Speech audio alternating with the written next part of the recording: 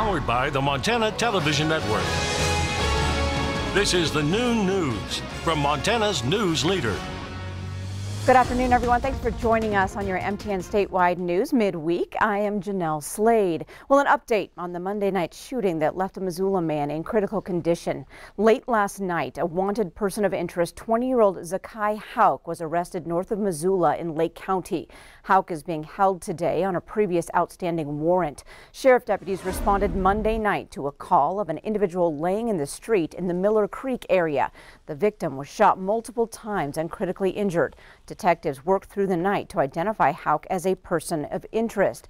Now, Missoula County authorities say they are not seeking any other people in connection to this case. Well, Custer County sees its first positive test for COVID-19, but that case is an out-of-state worker whose results came back positive yesterday from the state lab in Helena. A press release from the Custer County Miles City Unified Health Command states the individual was infected in their home state, and health officials have notified anyone who they may have come in contact with. The command also noted at this time there is no evidence of community-based transmission in Custer County. The release says because it's an out-of-state resident, this case will not be included in Montana's overall count. But the state lab just a couple hours ago announced one more confirmed positive in Montana. This latest case in Yellowstone County brings the state total active case count to 16. Nearly 24,000 people have been tested in Montana, and the state says 3 people are hospitalized. Well, Governor Steve Bullock will hold a press conference today at 1:30. He plans to discuss how the state looks financially since the COVID-19 pandemic hit Montana. Well, as the state slowly reopens, employment officials say they are helping Montanans get back on their feet. Express Employment Professionals out of Great Falls says it helps both employers and job seekers when it comes to finding a good occupation. Employees say it's been hard to work through this pandemic, connecting essential workers and those in skilled trades with employers in the Great Falls area. Associates are working remotely but are still hiring. Now, the office offers free online classes to help sharpen job-seeking skills. Well, as the pandemic keeps more people away from work and school, many are casting their rods into Montana lakes, rivers, and streams. Numbers released by Montana Fish, Wildlife, and Parks shows a 44% jump in the sale of resident fishing licenses over last year. So last year at this time, the agency sold more than 65,000. And year-to-date this week, that number is close to 99,000. However, the pandemic also means a drop in non-resident fishing licenses sold. Those drops are observed in 2-day and 10-day non-resident fishing licenses. Bob Gibson with FWP believes this is due to the 14-day quarantine here in Montana.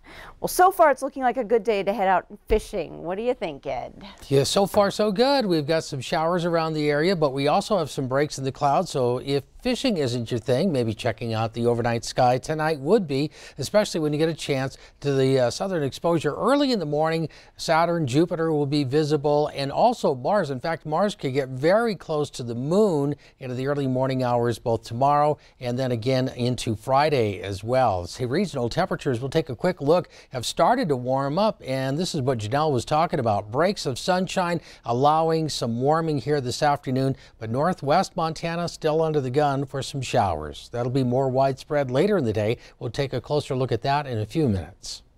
All right, thanks so much, Ed. Well, an investigation into the stolen emails of Public Service Commissioner Roger Koopman is moving forward. Back in February, emails sent by Koopman wound up on a Kalispell-based website. Since then, fellow Commissioner Randy Pinocci, admitted to obtaining the emails, but says he had nothing to do with their release.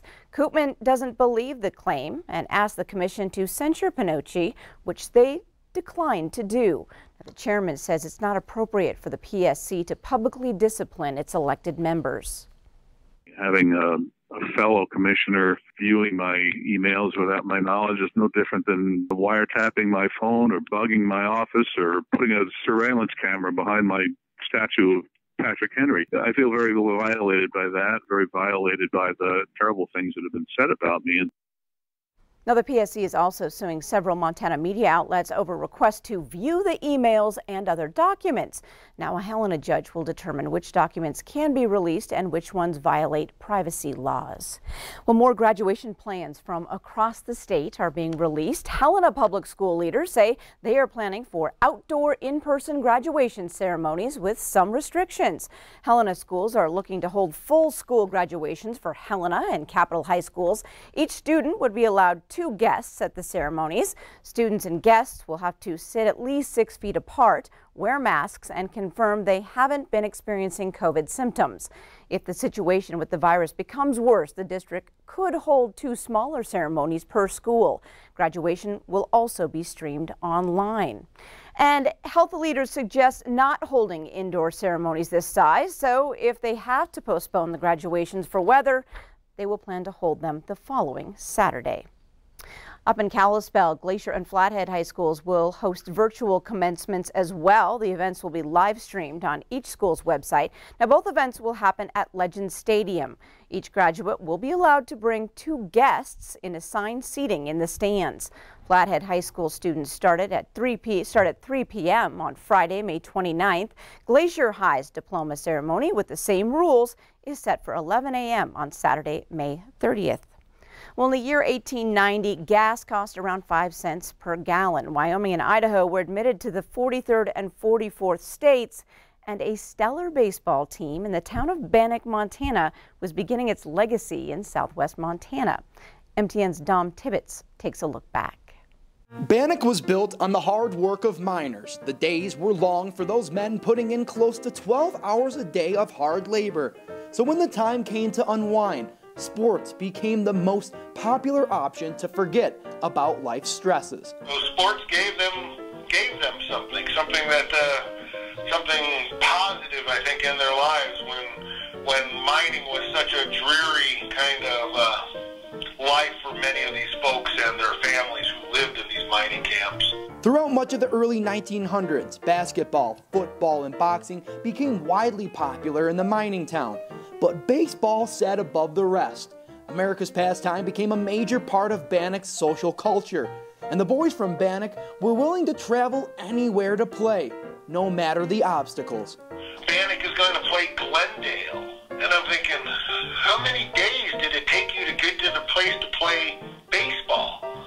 You know, because it was not like you just got in a car and drove. I mean, you got in a wagon and you went to this other mining town to play baseball. These athletes didn't have world-class facilities to play these games.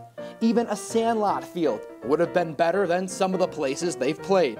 Well, they talk about at least one of the baseball diamonds was set up in the tailings at a mill. I mean, it's not quite the nicest place to try to play baseball.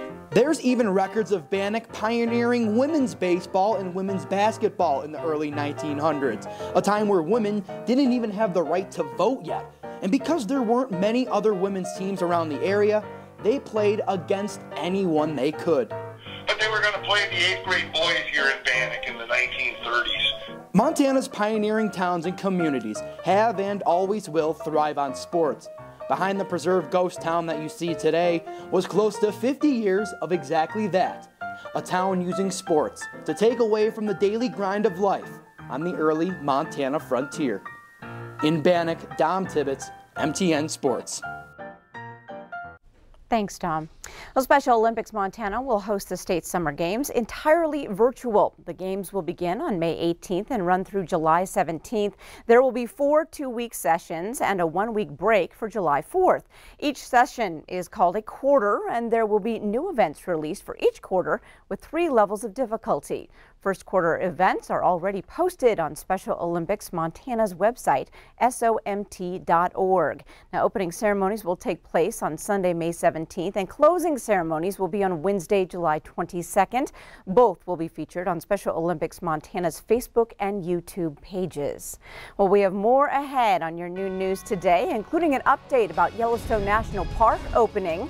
But prepare yourself, the decision comes with restrictions and entrance policies. But first, Ed's in next with your statewide weather forecast.